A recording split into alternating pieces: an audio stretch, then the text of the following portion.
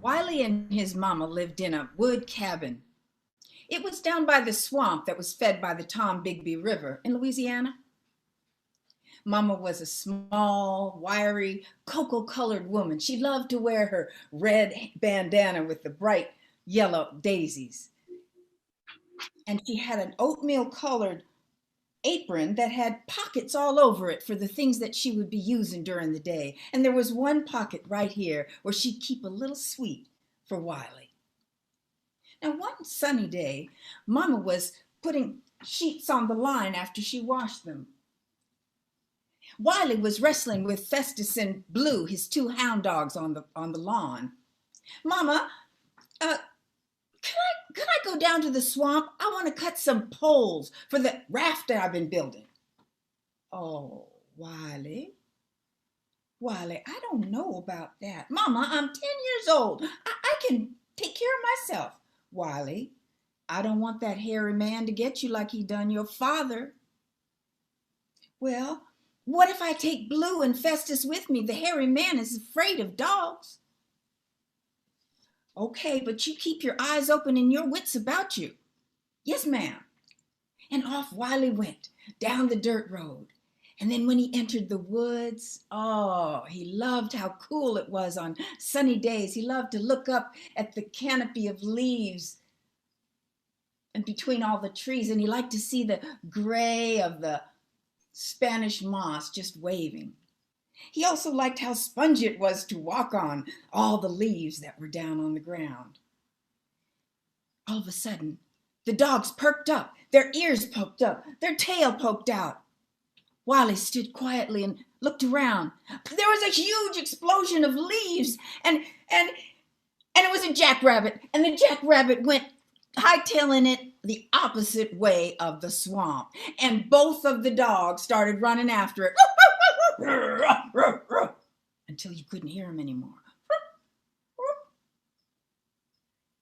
Wiley looked around. His eyes got wide. He started looking to see if he could see anything in the shadows.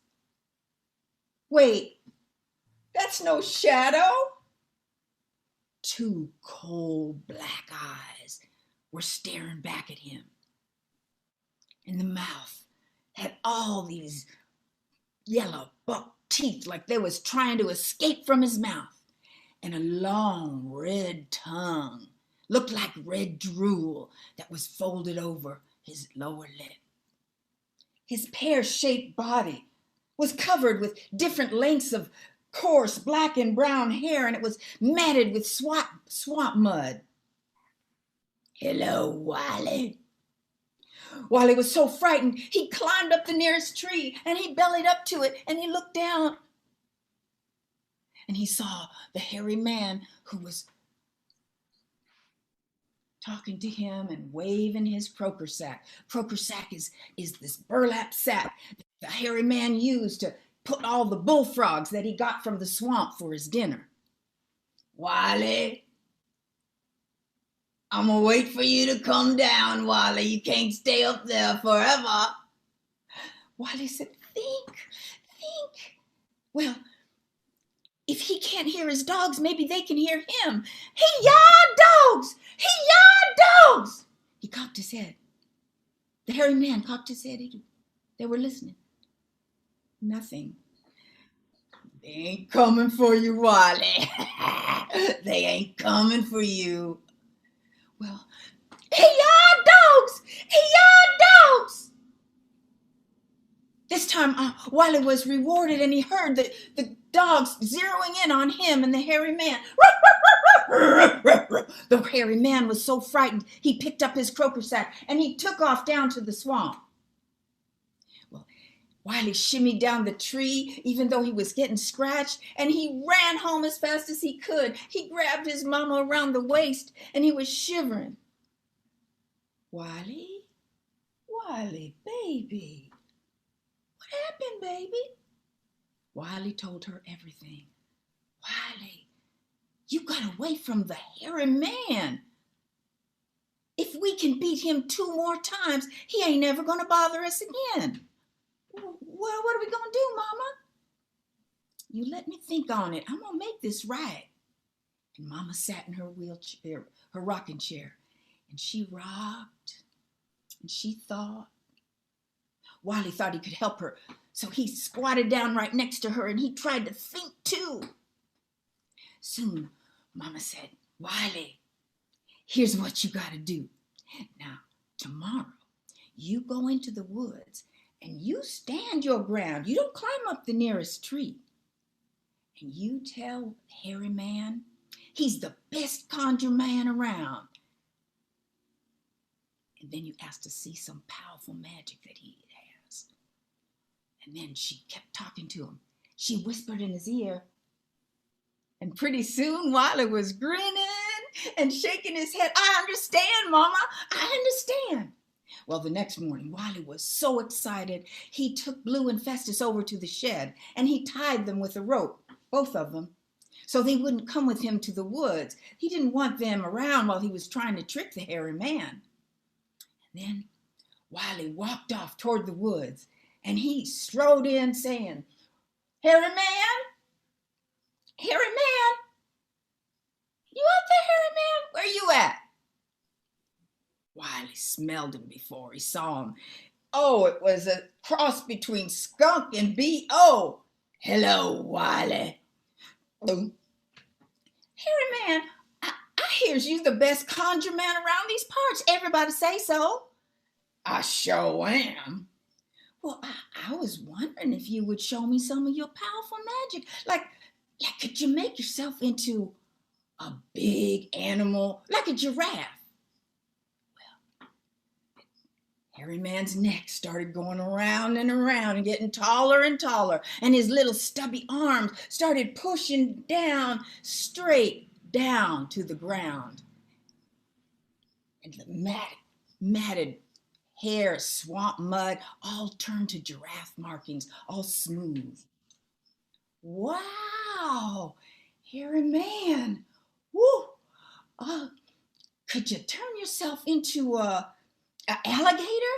And again, the hairy man's neck started retracting into his body. His snout pushed out with sharp teeth.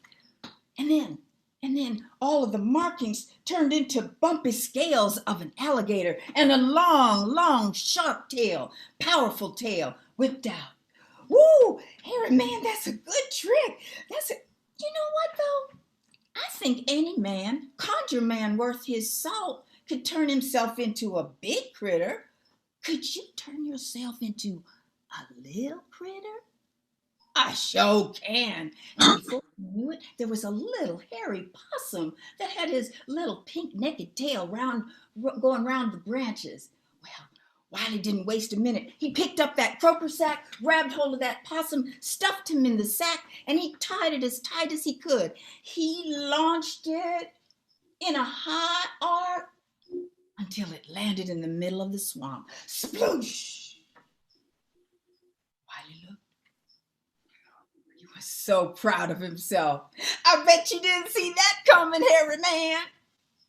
Oh, Wiley. Wiley spun around. You didn't think you could keep me in that sack? I turned myself into the wind and I blew myself out of that sack before I even hit the water. Well, Wiley didn't waste any time. He climbed up the nearest tree and he looked down and he kept thinking to himself, think. Hairy Man, could you make something disappear into who knows where? Hairy Man snapped his fingers and a little nest that had been right by Wiley's foot disappeared. You see that nest? Now you see it, now you don't. Oh, Hairy Man, I didn't see no nest. I didn't see nothing disappear. He was stalling. Hairy Man, could you make, and before he finished, Hairy Man snapped his fingers and the shirt off his back just disappeared. And Wiley was there holding on to that tree for dear life. Well, Hairy Man, my mama put some conjure on my rope belt. I was wondering if you could make rope disappear into who knows where. I could make all the rope in the cannon disappear.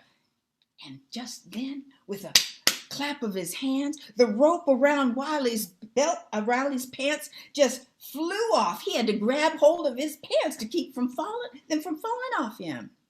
But the rope that was around Festus and Blue's neck also disappeared, and they hightailed it over toward the woods. And then pretty soon, Wiley heard them. Ruh, ruh, ruh, ruh, ruh, ruh. The hairy man looked at them, and he ran as fast as he could toward the swamp. Wiley climbed down, and he gave his dogs a good hug, and then they all walked back home. Mama was waiting for them, anxious. Wiley? How'd it go, Wiley? He told her everything. He was so proud of himself. She said, baby, have a little treat. Good for you. Now, I've been thinking all day.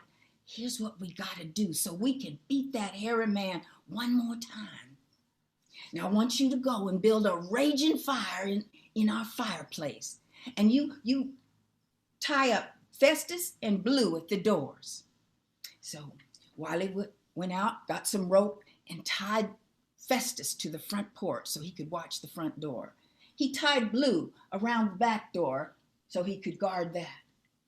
And then he went and pulled out big old logs and lots of kindling and built a raging fire that you could hear crackling all through the cabin. Mama went out to the pig pen, and she selected a good-sized piglet that she carried home, and then she wrapped it as tight as she could in a blanket, and she put it on Wiley's bed underneath the bright-colored quilt. And then she went to sit down in her rocking chair, and Wiley hid under the tablecloth of the kitchen table. They waited. They waited. Pretty soon, they heard heavy steps on the front porch, and they heard a "ow!" And then Festus was going crazy. "Ow, ow, ow, ow, ow, ow." Then they heard, walking fast as he could, they heard somebody going toward the back door. And then they heard Blue go crazy. That propelled hairy man up to the ceiling, the top of the roof. And then they heard a "ow!" Hairy man had tried to put his foot down in that hot chimney. Well, the next thing that happened, they heard a knocking on the side window. And Mama came over to the window and she peered out. "What you want, hairy man?" "I want your young'un."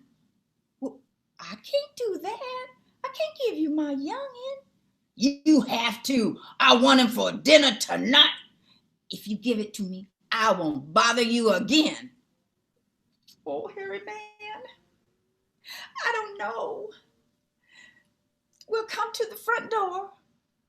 Hairy man came to the front door. Mama shushed Festus away. "Hairy man, if I give you my young'un, you got to promise not to bother me and my family ever again." "Deal. That's a deal." And quietly she pointed toward Wiley's bed. Oh, the hairy man swooped over, threw that coverlet off, and then he picked up the blanket, untied it, and then he went, "No!" And the piglet squealed and fell from his body, fell from his arms, and started squealing, running out the front door. Mama looked at him. "Hairy man, you didn't say which one of my young'uns that you wanted." Well, that hairy man, he screamed and hollered, and he stomped his feet. He even cussed at Mama. But he couldn't do anything because they had bested him 3 times. Mama called Wiley to come out from under the table, and they hugged and they danced and they sang together and smiled. And she said, "Baby, that old hairy man is never going to bother us again." And you know what? He never did.